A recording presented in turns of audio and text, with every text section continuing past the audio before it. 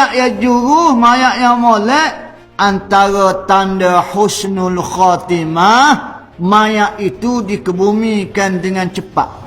Tu maaf lah dah. Mak ambo mati dikeluar jauh rumah kakak ambo.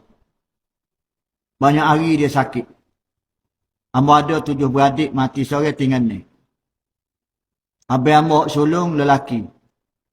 Lepas tu kakak hak nombor ni lelaki, ambo hak basuh. Banyak hari dah habis ambo duk tunggu daripada Kelang mari. Pom petang tu dia balik Kelang. Mak pun menghembuskan nafas terakhir. Cuba terbayangkan nak tunggu habis ambo daripada Kelang terpulak mari ke Johor dikeluar. Maka kakak ambo pun tanya ambo, lagu mana tah? Pasal muda ramai-ramai ambo sore ya ustaz.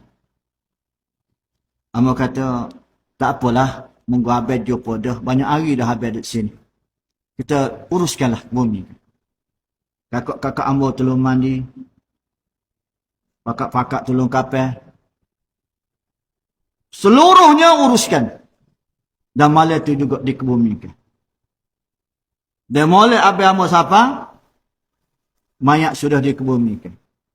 Adik-beradik lain senyap dik tak berani. Masa mula dia hak sulung. Semua pakak dia kata muhtar suruh. Dan habis ambo, sepatah pun dia tak tanya, tak kata gapo kat ambo. Pasal dia tahu, ambo tahu. Tak ada pun ayat kata muhtar tak tunggu nabah. Muhtar gua ni tak ada.